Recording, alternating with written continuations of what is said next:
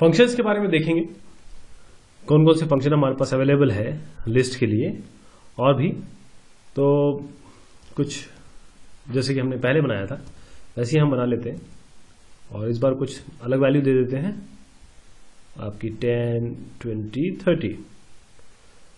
अब इसमें पहले प्रिंट करा के देख लें, हमारे पास ये एक लिस्ट आ गई है। इस लिस्ट में हम वैल्यू अगर जोड़ना चाहें, मैंने जैसे बताया था आपको कि लिस्ट जो है वो म्यूटेबल होती है, यानी कि इसमें वैल्यू फेरबदल कर सकते हैं, चेंज कर सकते हैं। तो अगर आप चेंज करना चाहें तो आपके पास num डॉट आपके पास फंक्शन है अपेंड, आपके पास अपेंड फंक्शन है। आप अपेंड से यहां पर एक वैल्यू इंसर्ट कर सकते हैं, मान लीजिए 40, और फिर देखिए num को प्रिंट करा के तो ये 40 वैल्यू जो है यहां पर आपकी आ गई है। इसी तरीके से अगर आप काउंट करना चाहें,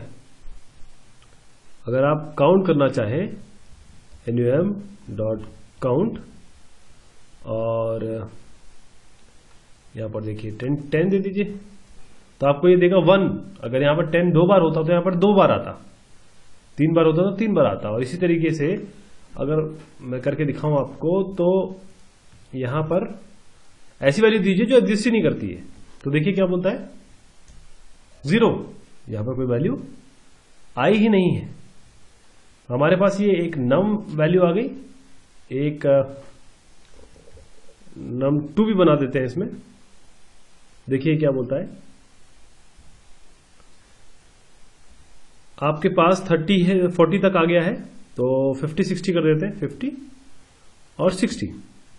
तो मैं चाह क्या रहा हूं कि इन दोनों को जोड़ना, तो उसके लिए हमारे पास जो फंक्शन है देखिएगा, num2 में आ गया है 50 60, num1 में आपका 10 20 30 40।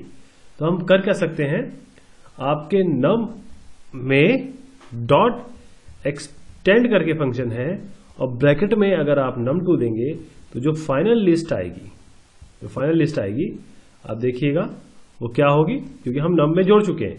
num में क्योंकि हमारे पास num में 40 तक था, 50 60 मैंने यहां से जोड़ा, देखिए पूरी जो लिस्ट हमारी ऐसे आ गई। तो ये हुई कुछ बात आपके नंबर्स की। चलिए स्ट्रिंग पे भी देख लेते हैं क्या क्या हमारे पास अवेलेबिलिटी है। तो एक स्ट्रिंग बना लेते हैं, जैसे हमने पहले बनाया था, वैल्यूज करके बना लेते हैं। वैल इज इक्वल टू, तो ऊपर ले देते हैं इसे, value is equal to okay, 2-3 value दे देते हैं इसमें। स्ट्रिंग है ये, तो 1 and 2 और 3। ओके, हमारे पास वैल करके आ गया। अब देखिए वैल में अगर आप इंडेक्स देखना चाहें, ये देखिए ये जो भी मैं बता रहा हूं ना, ये सभी में पॉसिबल है। num में भी अगर आप करते तो भी पॉसिबल होता। मैं क्योंकि स्ट्रिंग है, स्ट्रिंग के भी कुछ एग्जांपल देख लेते हैं, इसलिए आपको बता रहा हूं, लेकिन दोनों में ही लागू होंगे। तो अगर आप इसमें इंडेक्स जानना चाहें किसका, किसी पर्टिकुलर वैल्यू का, मान लीजिए 2 का, तो आपको इस तरीके से लिखना पड़ेगा। और देखिए क्या बोलता है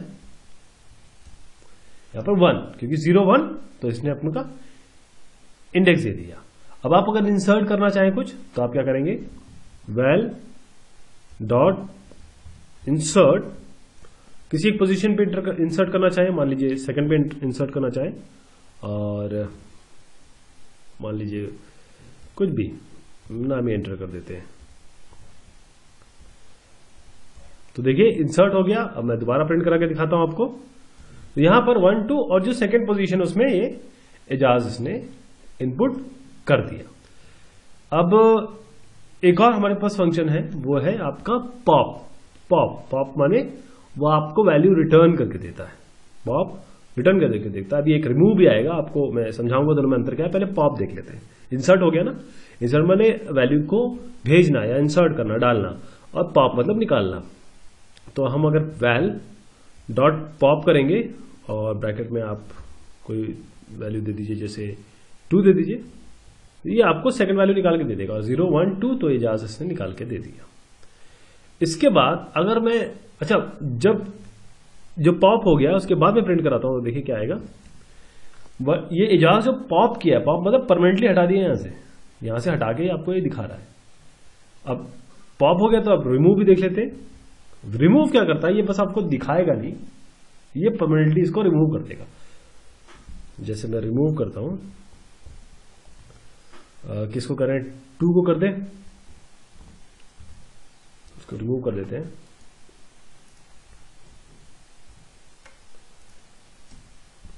वैल्यू को फिर प्रिंट कराते हैं, देखिए आप ये रिमूव हो गया, जो 2 है रिमूव हो गया, 1 और 3 बच गया। तो इसने रिटर्न नहीं किया, पॉप ने रिटर्न किया था आपको, इसने रिटर्न नहीं किया। अब इस वैल के साथ एक और फाइनल हम वो कर लेते हैं, वैल डॉट रिवर्स। अभी आपको पता है कि ये क्या करेगा, कुछ करने की जरूरत नहीं है आपको। वैल डॉट रिवर्स कर दीजिए, फिर वैल को प्रिंट कर दीजिए, तो आपको 3 यहां दिखाई देगा, 1 यहां दिखाई देगा। तो ये इसने रिवर्स कर दिया। तो ये कुछ फंक्शन हुए आपके लिस्ट पे। धन्यवाद, शुक्रिया।